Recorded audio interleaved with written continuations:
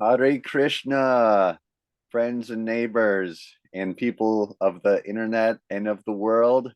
We are back with the Sola Shraya podcast, and we are so happy to be here today.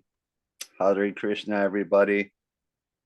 We will be seeking the mercy of our dear Lord Krishna with prayer and Shastra and conversation. I'm your host, Bhakta Jake. This is my friend, Balaram Shakti Das. We are just a couple of good old boys from Rochester, New York, trying to do a podcast.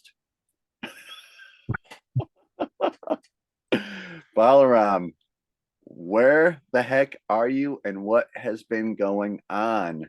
We haven't done a podcast in a couple of weeks now, and I want to just kind of just do a quick overview of what's been going on in your life because it's very interesting. Okay. Well, I was in Mayapur for a month and left about almost 2 weeks ago, and have been in Hungary since then. And I'm currently in Krishna Valley, also known as the farm. It's Shivaram Swami's project here in the countryside of Hungary. And it is absolutely beautiful. A lot of I'd heard of it many times, that it's just absolutely amazing, beautiful, serene, and it is all of those things. Yes. Yeah. Yeah, they're pretty much self-sustaining.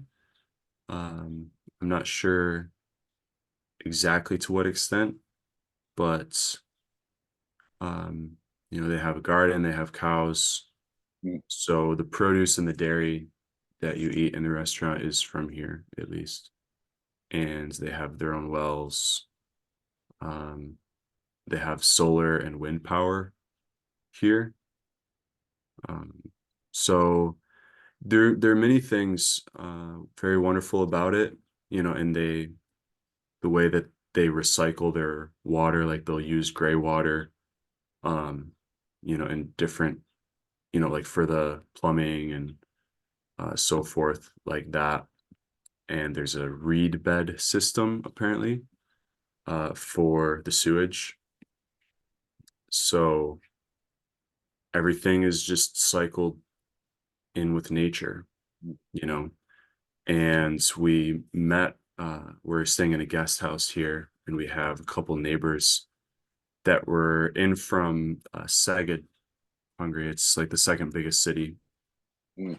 here, and they came mostly with interest in the sustainable living aspects. So they're asking us about Krishna consciousness because they didn't really know anything about it, but they came, for this other reason, and we're just very impressed and Mm. really enjoying. Uh, so yeah, it's famous even to non-devotees, you might say, Mm. and they're saying, you should tell everyone about this place and to come here Yeah. because it's like it will show you a different way of life. Mm. And you feel that in the atmosphere. You just come and it's so peaceful and the people are so kind, and like you can see it in their eyes, like there's no stress, you know. They're just, yeah, they're they're very happy. Mm. uh and then yeah, the devotion, we were talking a little bit. I was showing Jake some pictures of the temple room. Beautiful temple room.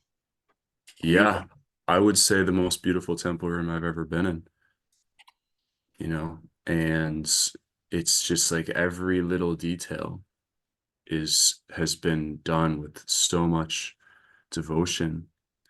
It's pretty much every inch has been hand painted. Every inch of the temple room has been hand painted into like mural, a lot of murals, and there's very vivid colors. Mm. And yeah, it's just being in there, and then the acoustics are, very, very nice. And so it was nice because this couple, along with another, like, a whole, like, tour group, I guess they were part of, uh was like witnessing the arti ceremony in the evening yesterday, the Gora arti. So we sing a hymn, and then followed by singing of the Hare Krishna Maha Mantra, and dancing, and there's the worship going on the altar, and they were just like taking it all in, and it's like, you know Wow. I can only, how is that arty? How is that art? How, I mean, the kirtan there's got to be crazy good. The Yeah. arty's got to be crazy good, right? The It's darshan Oh yeah, the got to darshan, be on another level. those deities are, yeah, they're just beautiful, like stunning, and everything around them, like it's like every inch of the atmosphere, was just like surcharged, and like I can't imagine walking into that room and not being moved. Like, this is God, this is the Lord and his worship, and these people are experiencing, you know, very genuine devotional sentiments, you know. So yeah, they were very pleased to see that. So anyway, yeah, just, as devotees, it's immensely enriching experience to see the temple room, but for anyone, just to see, this is an example, this is an exemplary community in many respects, as far as how humans can and should be living with the earth. And this is what Srila Prabhupada wanted. He wanted us to set up communities like this all over the world. Every city should have a place like this, because cities are important. We're not saying that we shouldn't have, our that we should just raise New York City to the, no, no, no. Like, that will go on. Um, but we also need spaces like this to come back into nature. And some people will live, on the farm, and some people will live in the city, and that's perfectly okay. But there will be a symbiosis, right? So that's sort of the vision, uh, you could say. Yeah. You know, it's How just very just being in contact with that. It's what's that? how interesting. I mean, how cool is that, you know? I mean, that's amazing that this is like kind of like Krishna consciousness is so wild because it's like you go in a little bit, and then you go in like a little bit more, and then you go in like a little bit more, and it's like all of a sudden you're living on like a farm community in the middle of Hungary, and it's like bliss, it's like, you know as close to heaven as you can get on this earth is the impression that I'm getting from the way you're explaining it. Like the ideal sort of like social structure, the ideal environmental structure, um, and yeah, I mean that is when you when you're walking a spiritual path and you become a spiritual person, your ideas become reality, Mhm. and your environment becomes, it reflects what's going on in your mind, doesn't it? Yeah. Right. So now you got this And beautiful, vice versa. yeah, yeah. So is it also a cow sanctuary too? Do they have Yes. animals? Oh Yeah, yeah. we have cow Okay, good, sanctuary. good. Yeah, I wasn't sure, I wanted to ask you about that. Yeah. Yeah, they have about 30 cows Nice. and like 30 or 40 bulls. Beautiful. Beautiful. I haven't seen if they have fields. I mean, if they have so many bulls, I imagine they would um, have fields, but I'm not sure if they produce their own grains. Beautiful. Yeah. So now so this is just a layover. It's just like a stop for a week, is what you were saying. Yeah. Yeah. Yeah. And here I'll only be actually leaving today and going to Budapest. Okay. We'll just be there a couple nights before returning to America. Okay. So, and then I'll be on the East Coast. Okay. So To Rochester. I don't remember if I told you that. I think I did. Talk about this? okay. So I can tell you that over here in this part of the world, in upstate New York, today's April 7th, at a quarter to 6 in the morning, everybody's talking about the eclipse. Every hotel room is taken. There's warning signs all over the highway, all over 490, 390, all over everywhere. Like everything's going to be shut down on Monday. Like everything is going to be shut down on Monday, you know, at some point.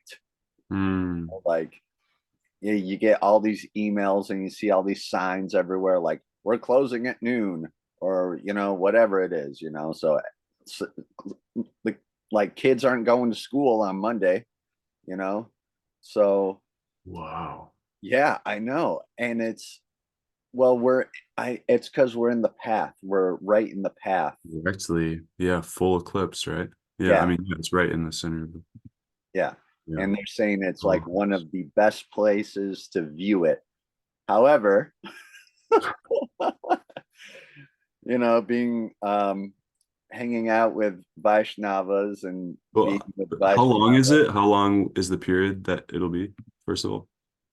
I guess it's like a complete eclipse for like 4 minutes. It's one of the longest. It's one of the biggest and longest. And because it's in North America and because it's going through like several large cities from like Dallas, basically from Dallas to Rochester, even parts Yeah. of Mexico, right? Mm. So, but they're saying that because of like the natural beauty of Rochester and because of where it is, it's like one of the best places to see it. So it's going to be like a full like blackout for like 4 minutes. But I guess what that really means is like it's going to be like really dark for longer than that, for like a couple hours. Okay. I think that's what it's saying. Yeah. So, hanging out with the Vaishnavas and getting some good astrological advice Yes, yes. from my Hare Krishna friends. I'm just gonna I'm Yeah, already let's go there. Let's go there. yeah, I'm just gonna hunker down and chant and have kirtan in my house and just like clean my house, and I'm not even gonna go outside. Like I'm just Mm. like gonna avoid the whole thing completely and altogether. Vedically, uh, Yeah, eclipses, why is that? Please share. uh, apparently Vedically speaking, eclipses are not auspicious. They are usually, I mean, it's not like you need to be afraid of them or anything, but you should be aware of what's happening, basically. You know, there's the Rahu and the Ketu thing going on with there's so much. I mean, we could do like the whole show just about the eclipse, and I don't want to do the whole show about the eclipse. I really don't. But I will say that if you are watching this And if you haven't heard anything about the eclipse or the effect of eclipses on people, then maybe it's something that you should study, because that have the planets have an effect on us as people on Earth, because the universe is moving, everything is moving. And because of the movement of the planets and everything, it's going to have an effect on you personally as a person. It has a lot to do with our charts. And I don't want to get into Vedic astrology that much right now either, because it's such a big subject, you know? And some people maybe aren't don't want to hear about like astrology, you know, like I remember when I first heard about it, like approached astrology, I was like, you know, this is like some kind of devil stuff, you know. but but then once you like start to analyze it and take it apart, you start to realize, okay, well, this is actually kind of plausible, you know. Astronomy, astrology, the two kind of work together, and it actually does kind of make sense that we're moving on a planet and that planet is moving in the universe. Everything is moving, so movements have an effect on people. The planet moving has an effect on people, so It's there's just something to it. bodies have an effect on other bodies. Yeah, And though, I mean, you look up in the sky, those are some pretty hefty, very large bodies.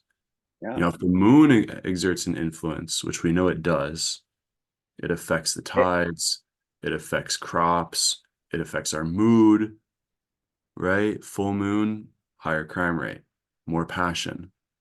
It's like you can't escape yeah, that reality, yeah, and the moon is pretty small. I mean, it's close physically. But what to speak of the sun, so much effect. I mean, this is kind of the core of our topic here. Like the sun is the source of life. The sun is the source. I mean, so okay, this is kind of like I know. we're getting into metaphysics is like Yeah, really where this is going, yeah, right? There's like the physical reality and then there's a metaphysical reality. And that is sort of like the first stage of like the spiritual kind of awakening path of gaining knowledge, right? Is um, you go from just a gross level of understanding the world to a more subtle level. And then gradually, there's then a spiritual level, which says behind everything, there's personality. But first, it's just behind everything, there's energy, right? First, it is just like substance, and yeah. then it is energy, and then it is mind, you know? That, And then there's intelligence, and then there's personality. yeah, yeah. That So, that is so good. That is such a great way to just break it down so simply so people can understand. I mean, just that phrase alone. yeah. Yeah, that's what it is. That it really is what is happening here. That is the reality right now that we're in. Yes, yes, Yeah. And the more that you study the physical world, you know, of gross phenomena, the more that you'll come to that conclusion.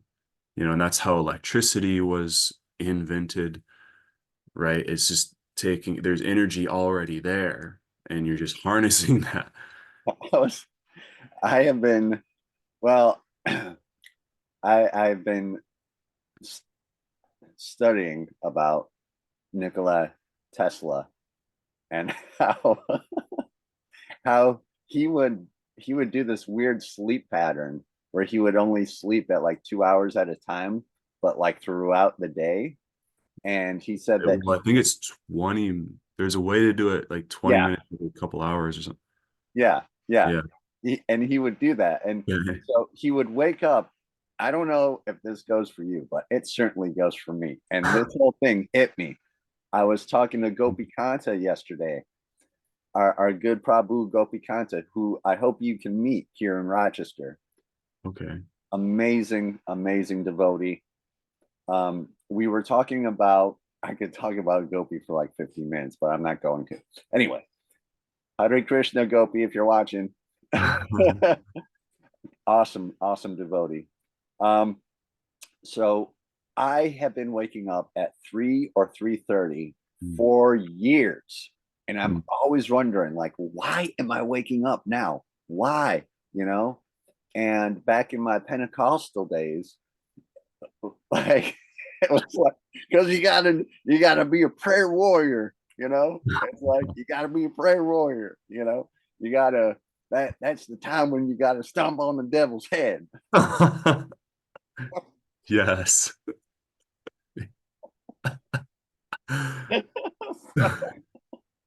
So, Amazing. yes. So when back in the day when I would wake up like I'm fully awake at 3 o'clock or 3:30, I would just start praying, Mm, start praying in tongues, mm. and I do think that, all joking aside, I do think that's a real manifestation of the Holy Spirit, is the ability to speak in tongues, and other manifestations as well. So I was talking to Gopi, and Gopi said that it is, yes, it is a time, it is a special time, and the veil between this world and the spiritual world is very stretched out at that time, because in the Vedic world we have what is called, it's a little later, it's not 3 a.m., but it's 4:30 to 5:30 a.m., and we call it Brahma Muhurta. Muhurta. And that is a very real thing. That is when most temples are doing their morning program, is during that time, and that's the best time to chant japa, to pray, to meditate on the things of the Lord. Yeah, the uh, Sikhs call it the Amrit Vela, the window of nectar. oh,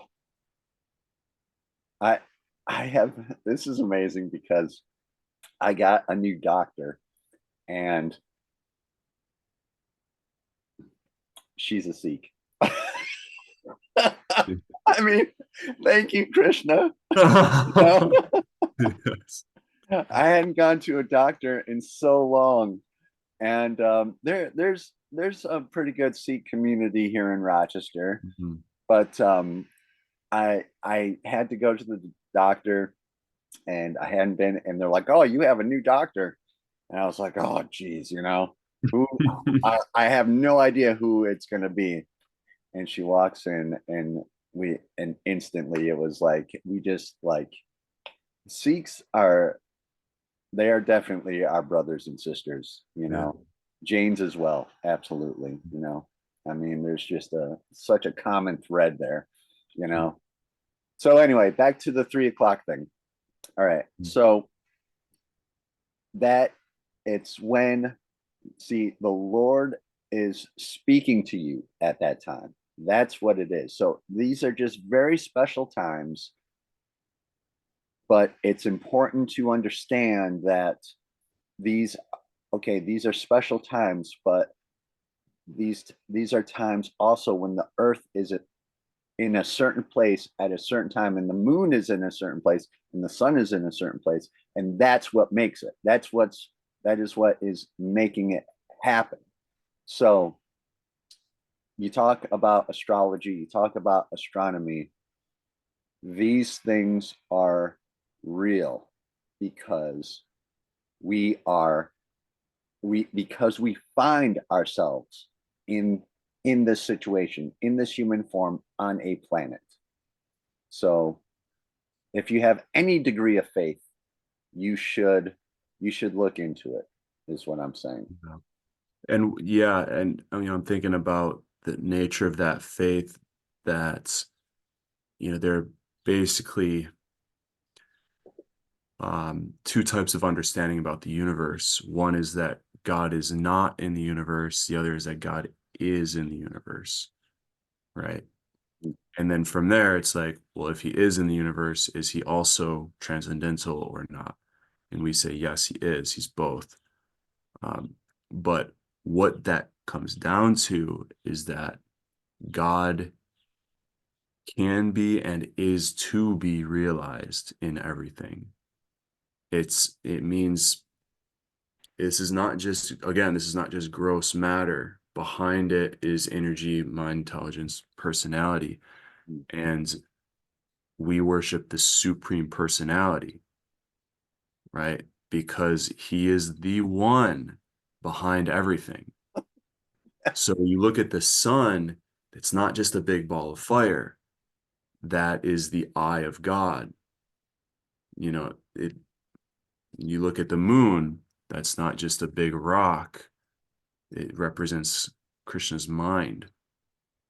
And the way that those, are interacting, like you can't just ignore this. I mean, we look at those like infographs of the size of the planets. You have the sun, it's like taking up the whole chart.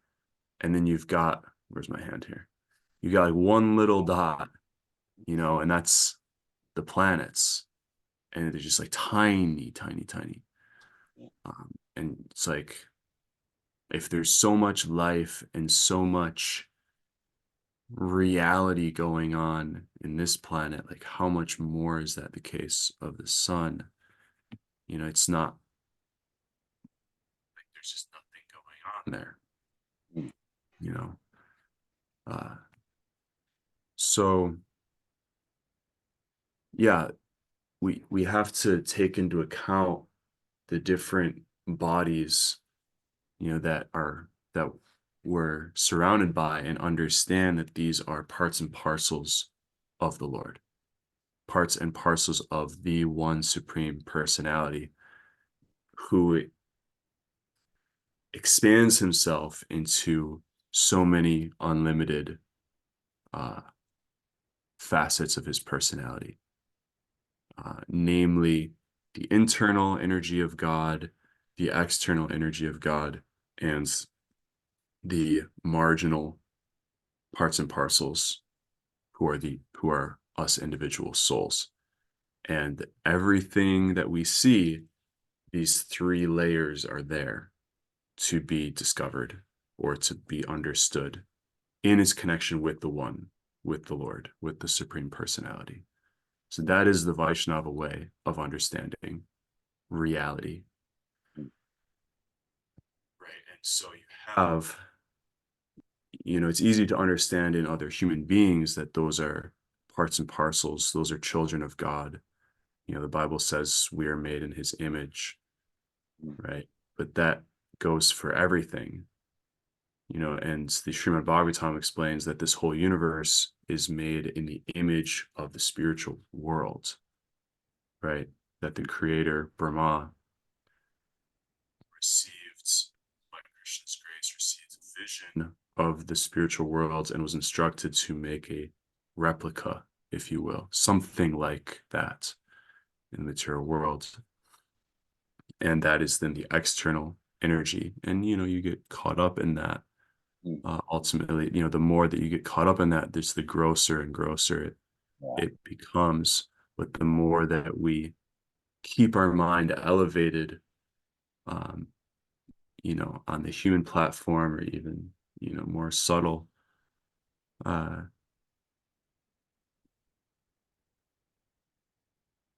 like able to remain in mode of goodness, right? The more that we're able to experience things as they are. That's kind of the point I'm trying to drive at here. And then what is the nature of things as they are, right? That there is an internal energy of God, his actual divine essence that is pervading everything, and that is the animating force, the cause of all causes, right? It's like, all of these thought experiments in the philosophy department of, well, what happened for what caused what? And the scripture confirms that Krishna is the original. There is one original cause, and that is God. There is one force behind everything, right? Like we hear in Star Wars. And behind that is this personality of whom all of the parts Mm, and parcel personalities, the individual souls, are individual sparks. mm, So we're meant to connect on that level, right? We're meant to see each other as brothers and sisters, not as opponents that we're competing with, right? And then we get caught up in so many different demands and so many different dramas. And so one thing that's interesting is that the stars, um, the planets in the sky are reflecting, particularly the planets. And this is a whole nother thing, but the Vedic understanding is that every solar system is a universe, is known like that they measure their term for universe, which is Brahmanda, the mhm. creation of one Brahma, one individual creator. Oh, hello, Steamboat. Uh, is measured the same extent that the solar system is measured by modern science, right?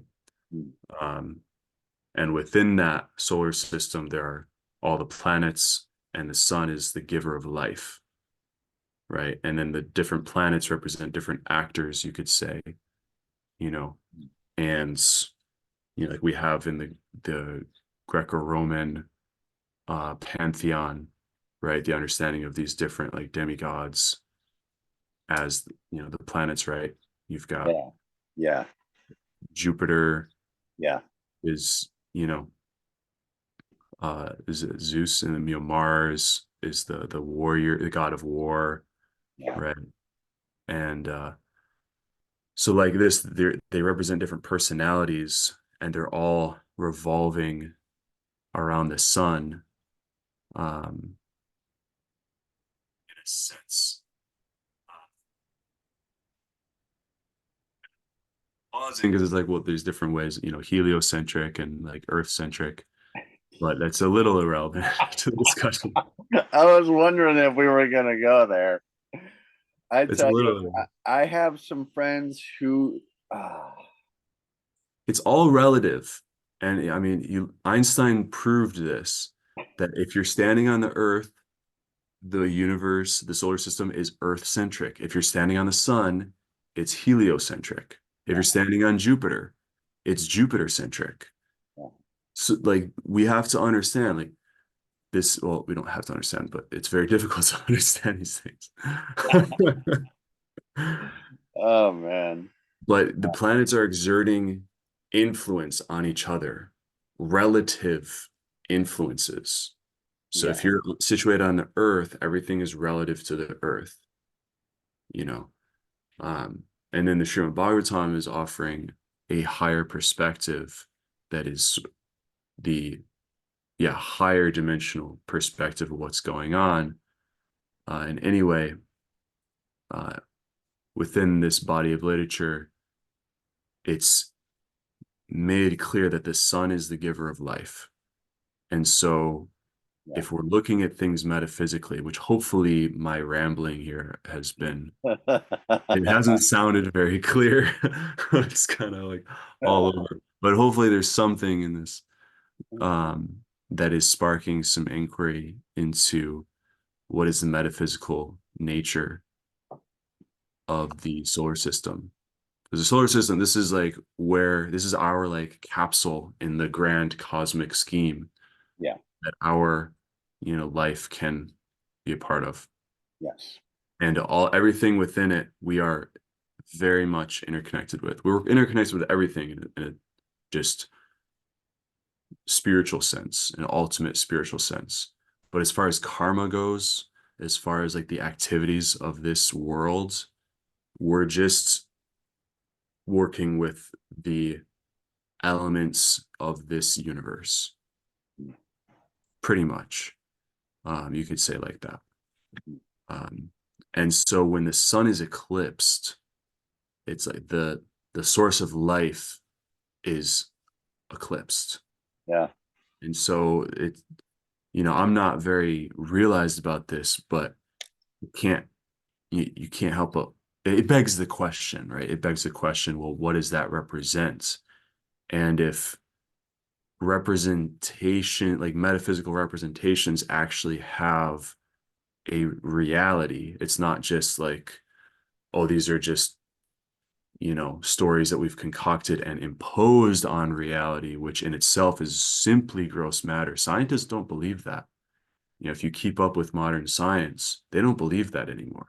Yeah. They believe that the universe is alive, right? You look at all of the different um, galaxies, solar systems, galaxies, clusters of galaxies, they mimic, they don't just mimic, they are a neural network.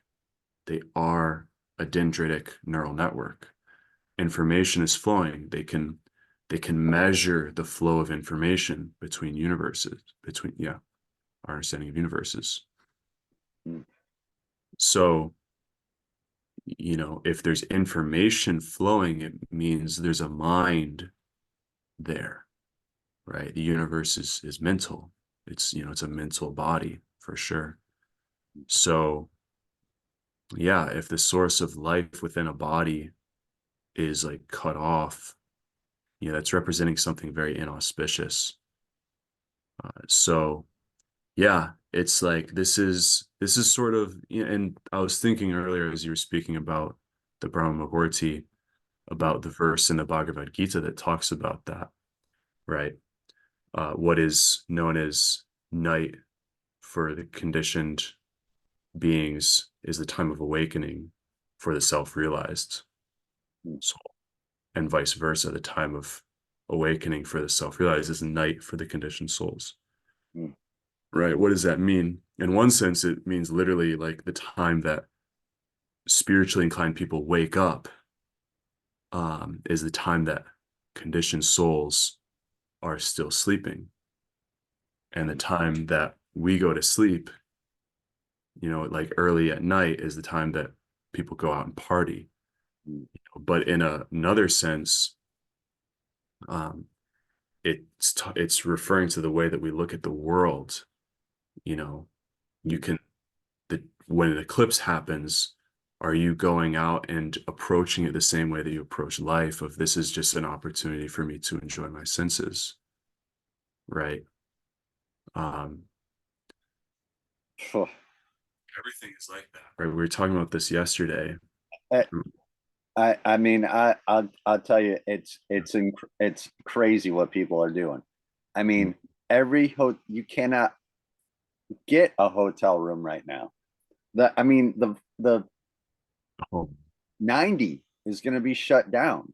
oh my God. Everything coming up here is going to be full of traffic. Every route coming up north from Pennsylvania, let's just say, uh, New Jersey, Pennsylvania, everyone's going to want to come up here. It's all, yeah, to enjoy your senses, to enjoy, you know. But I guess what I was getting into was, and I'm going to let you finish your point. I'm sorry, I kind of, No, please. Yeah, yeah. Yes. it's so good what you were saying though, so true. Um, yeah. So the pathway of the eclipse, the pathway is is the thing that you really want to stay out of. I guess that's where like there's a concentration of negative energy, and if it's not negative, then it's scattered energy. It's energy that doesn't happen all the time. Like the next one isn't going to be for another 20 something years, right? So Okay. that energy is not something you want to go and like wash your hands in, you know? God. Yeah, I'm trying to like think of an analogy. It's like, how often does a forest fire happen, right? Like I think solar eclipse, I think I heard like twice in a century or something like that. Maybe not, maybe anyway. It Um, is something like that. It's something not like very often. it's so it's a rare catastrophe, we could say. And it's like, if there's going to be an earthquake in Tokyo, You just stay out of Tokyo, that could like mess up your day. Like what is could mess up your life, actually, is what what I'm There saying. was just an earthquake in New Jersey yesterday. Yeah. It was like a 4.8. The Hmm. epicenter was in New Jersey. Mm. Yeah, we were talking the other day. We were in Kecskemét, Hungary, and we were going through the main square, and it's beautiful because the main square is just churches. It's just these big like cathedral churches, and some smaller. Like there's one from the 13th century of Franciscan monastery. Like the original stones. The year was carved, and I could touch the like actually, it's They like, don't make them like that anymore. no, they don't. Although it's still like this cathedral took like, oh, well, I guess it was in the like 18th century. And it took several decades. It took like 30 years. It took 30 years to build. Just like absolutely beautiful. But what was very interesting was they said because they were remodeling this one, another one, and there was an earthquake some years ago, and it like cracked the what do you call it, like the dome, like that upper portion with the bell in it. Usually it's just like a single staircase that goes up, and it like cracked it. So you think about this, like if your body is a temple, which it is, right? This is what we have to realize. This body is not just for sense gratification. It can be, right? You can approach life where everything is simply for the gratification of your senses. You have Hey, senses, you have a mind that can, enjoy or yeah, suffer, and you have yes. a consciousness that will experience that. And you can approach all of life as just, let me seek that which is gratifying and avoid that which is causing pain. And it doesn't work, right? It doesn't work because that's not the nature of this world. The nature of this world is to realize God, and God is in this creation. You are an image of God, and He is within you. And you have to choose to have that relationship with Him because He gives you free will.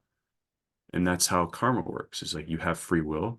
You can play the game if you want. He's within you, but you be conscious of it. You're serving Him, but you're not conscious of it. You're just serving the external shadow of Him, which is called Maya, illusion. But if you choose to realize Him, you make your body a temple. And there's different paths to realize that. And some are, more dependent on auspiciousness than others. Our path is called transcendental because auspicious and inauspicious, it doesn't really matter because either way, worship of God is eternal. It's uninterrupted, unmotivated by the ways of this world. So no matter what we chant Hare Krishna, we're in the same position. We're not dipping our toes into that realm where the steeple is being cracked. But if you are in that world, your temple, whatever degree that you've realized, it's like you're in that. Your body is a temple.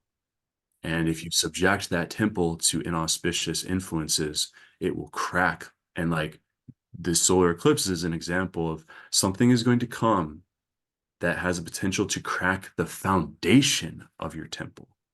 Maybe not the foundation, but at least like some of the brick and stone. Like this is a severe kind of influence. It's very, very rare. But this is the direct example of that same kind of energy of something that can crack like foundation and like really, bring in, it's like, yeah, you wouldn't wash your hands in a swamp, right? It's like if you do, you have a cut on your hand, these things happen. These are things that happen in our world and they're reflected in the heavens. Yeah, yeah. I mean, true story. It's all real. It's all real. I mean, just, it's just so crazy that I'm just now learning about this, that we as people are like, we're older adults in our lives and we're just now learning about these things. I mean, For years, you just kind of walk through this life kind of like blinded, walking in illusion.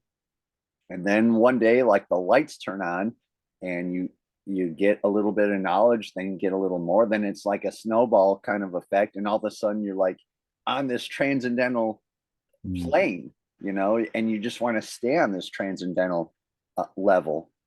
Um, I guess all I can really speak to the eclipse and everything happening is like it's a season. It's Mm. they do call it a season because it started with the lunar eclipse, and now we're going to have the solar eclipse tomorrow, and then it's going to be over, and hopefully things will die down. The energy will start to even out, because right now that I'm telling you, the energy is scattered. I have been scattered. Like, what do I do? What do I do? I don't know. What do I do? Like for 2 weeks now, right? So hopefully it will calm down, balance out, even out. No matter what happens, we chant the holy names. Krishna is the supreme personality of God. All right. He is, um,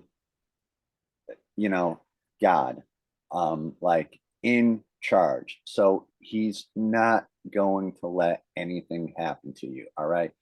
You chant the holy names, you praise the Lord with kirtan and spiritual songs, and you read the shastras, and you do your sadhana like you always do. You just go on, and it doesn't matter because okay, as a devotee, if we go out, we go and see the eclipse, and we're looking up at the sun and everything, and we get hit by a truck or something, okay, something terrible happens to you, right? Hey, you were a devotee, you were chanting the holy names. I mean, apparently you're just gonna like either like meet Krishna in the sky in Goloka, or you're gonna come back again. Either way, you don't lose any spiritual progress, right? That's the idea. It's like Yeah, the body, again, the body is simply a tabernacle. It's a vessel. Jason, I love that word. that takes me back. That I haven't heard that in a long time. That takes me back. That really does. I love that word, tabernacle. Such a good. Yeah, yeah. But isn't it though? What's tabernacle? It's a vessel for something sacred. And what is that something sacred? That's you. And that's your conglomerate experience. And that's your will. That's your spirit. It's your life, actually. The material body is not living. It's dead matter. We get so attracted to it. But material nature itself reveals to us, with old age, disease, old age, and death, that it is nothing glorious. It's not anything to be worshipped. We get caught up in this world worshiping, cults of personality or celebrities, right? Yeah. And what is that personality? Just a body. There's no life. There's nothing praiseworthy, because why that has been covered over. But as soon as you start uncovering that, the tabernacle becomes filled with light, right? And that's why we see people that are brilliant, people that shine, people whose eyes have a spark in them, right? They will never lose that, you know? And I mean, it's like, yeah, Obi-Wan Kenobi said, if you strike me down now, I'll become more powerful than you can even imagine. you know, you don't understand. You don't understand that this body is not crude matter. We're luminous beings. So it's, and how do we increase our luminosity? You render yourself to the source of that light. You render yourself to the supreme personality, Lord, right? And that is our nature. You're now joining the dance of life, the actual purpose of life. It's all one song and dance. It's one universe, you say, right? We say it like that. Um, People like that word for that reason, because we are singing and dancing, and that is the nature of the spiritual reality, is every step is a dance, every word is a song. But whom are we singing to? You know, whom are we dancing with? That is, again, that's the ultimate reality, is personality. And those are the activities of personality. Satatam kirti antomam, yatantas cha dridavrda, right? Yatantas satatam kirti antomam, always chanting, right? So we're always singing. Yeah. And yeah, so if we channel our propensity to sing to God, then you know, and okay, so that was the point, is that's never lost, you know. So it's simply a matter of, like, you change the tabernacle, you change the vessel, but the spirit is indestructible, right? And that's what we have to get to. You know, we have to come to that realization, and then there is no death anymore. You know, when death comes, you're not vanquished, right? And that gives you a bedrock of peace to live your life. You know, you're not living in fear anymore.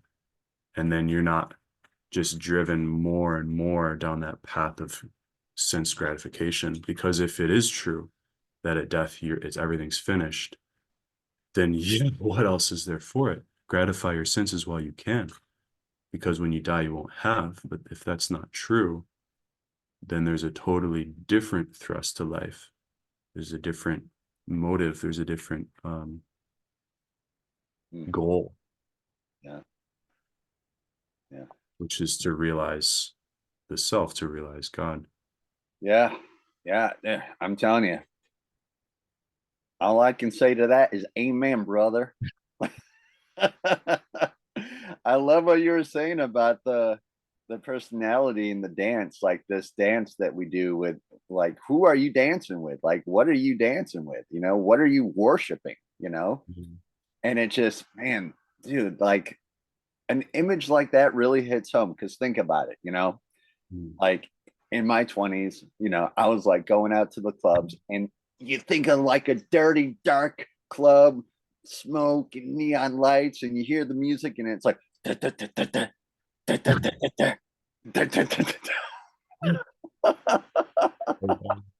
know what I'm saying?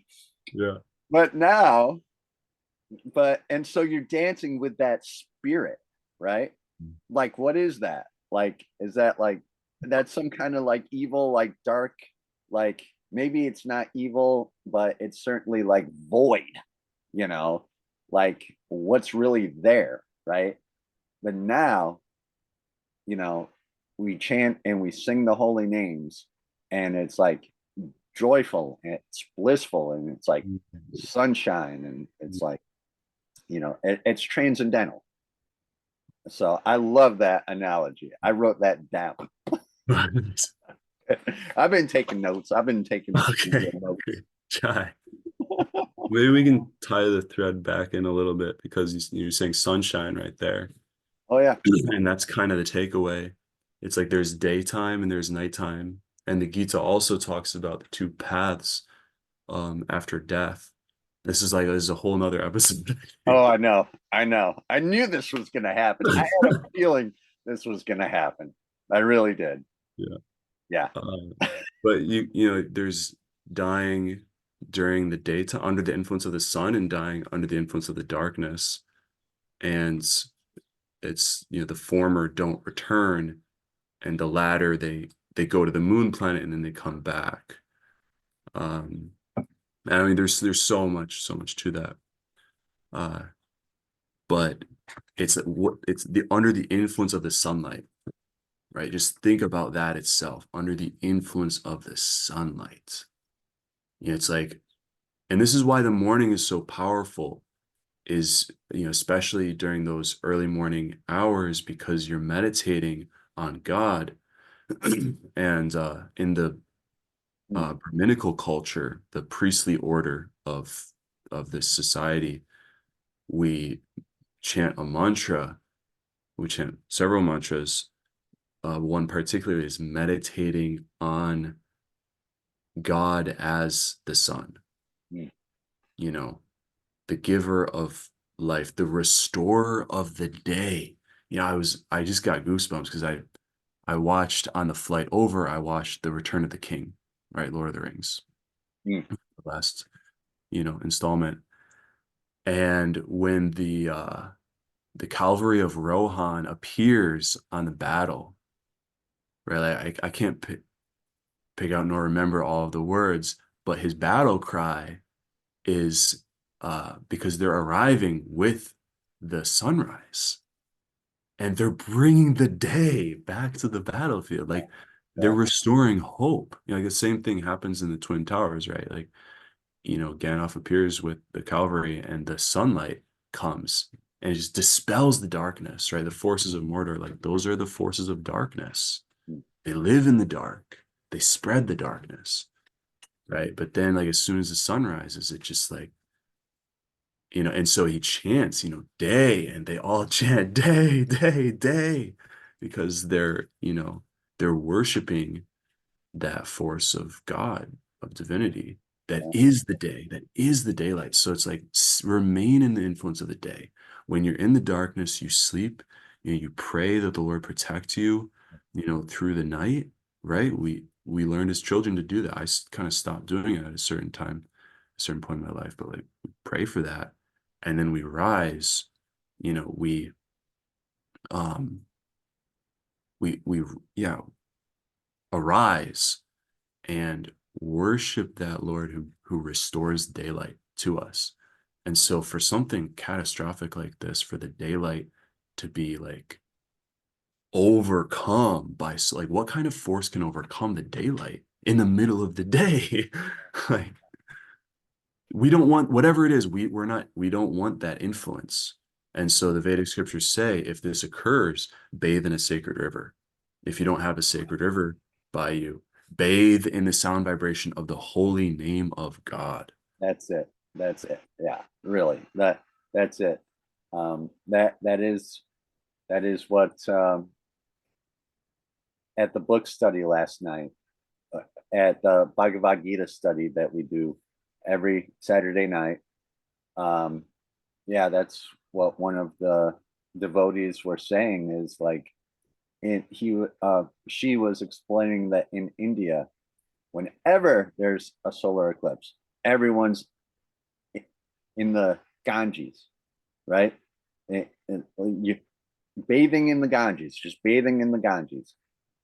Yeah, because I mean, yeah, that's it. Like you brought it up. Like that's it. That is it. Like you have to bathe in the Something holy dirty, name. what do? It's a contaminant. There's contaminants on the gross physical plane, there's contaminants on the subtle plane, on the mental plane. Like you see something dirty, you want to purify yourself. There's that instinct to purify yourself. So this is on a very subtle level. The celestial bodies are like there's a contamination occurring on that level. So like your whole body should be bathed, Yeah, you know, and the ultimate purifier of because there are different purifiers or different ways of bathing, but the ultimate one is Nam, the holy name, right? yeah, Mm. yeah, yeah. I and also I Another one is another one, just a real quick thing. Another yeah. one is a Divya Snan when it's raining and the sun is shining. Hmm. So it's like the same thing as there, but this is like the auspicious version. If the sun is shining and it rains, it's because that's also a rare thing. Huh. That's called a celestial shower, and that purifies you. It's like it's I so love it cool. when that happens. I Yeah, call it a sun shower. we It feel happens. it, right? Yeah, yeah. And then there's a rainbow. Yeah, yeah. God's promise to the You world. know that that's good. You know that that's Oh yeah. auspicious. You feel that. Every single culture has the flood story, and then Mm. there's the rainbow, in like in every single culture and everywhere. Throughout history, there's always the flood, the story of the flood. I was just gonna say real quick Yeah. that yeah, yeah, I remember when I used to go out to the club and everything. I'm pretty sure I saw some of those guys from Mordor in the club, like That's where they hang out at.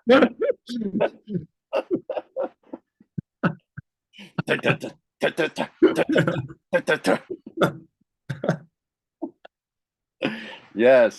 All right, Real, Prabhu. man. It's all real. It's all very It real. is. It is. All right. That's probably all the time we have. Um, I knew this was gonna be. I knew this was gonna, and I didn't mean to make it all about the solar eclipse, but I'm glad we did. I totally there's forgot because there's I'm just like, so that much was out there. of mind for me, but Yeah, there's so much there to talk about because it's kind of like a once in a lifetime thing. And even though I'm over it and I'm just gonna chant the holy names and yeah, just take shelter, I'm still glad we talked about it because yeah, the world needed to know. The world needs to know. So yeah. And whatever inauspicious influence has been there in your life, like we all have a history, we all have a past, right? But nothing is irredeemable. That's the good news, you know. Like there is the Lord, right? Like the Christians say, last weekend, like he is risen, mhm. right? I mean, like he has conquered all these things. He has not that he has conquered them. It's not like there wasn't, but he has demonstrated that he is unconquerable, right? And he demonstrates that to us time and time again. So even if, you don't know anything about that, I mean, you and I, we're still learning all this stuff. It's not like we're sitting here like grandmasters or anything, like totally self-realized. Like we, we still fall under the influence of Maya, you know, but we're learning and, Grandmaster. what's that? I just love that. I haven't heard that in a while. I think of Grandmaster Flash. Oh man. Uh, Yeah, but yes, yeah, very, very true. yeah. There's always hope, and it's all good. Yeah. Yeah. All right, Prabhu. Hey, thank you for checking out our podcast and our show on YouTube. Please like and subscribe, click things, make it happen so you can listen to us talking on your lunch break or when you're going for a long car ride all the time. We'll be with you everywhere you go. All right. Should we end this episode by doing the Maha Mantra 3 times? Most definitely.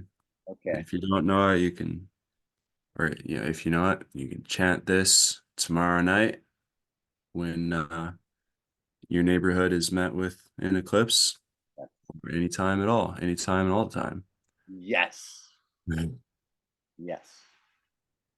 All right. Hare Krishna, Krishna Krishna, Hare Hare, Hare Rama, Rama Rama, Hare Hare, Hare Krishna, Krishna Krishna, Hare Hare, Hare Rama, Rama Rama, Hare Hare, Hare Krishna, Krishna Krishna, Hare Hare, Hare Rama, Rama Rama, Hare Hare.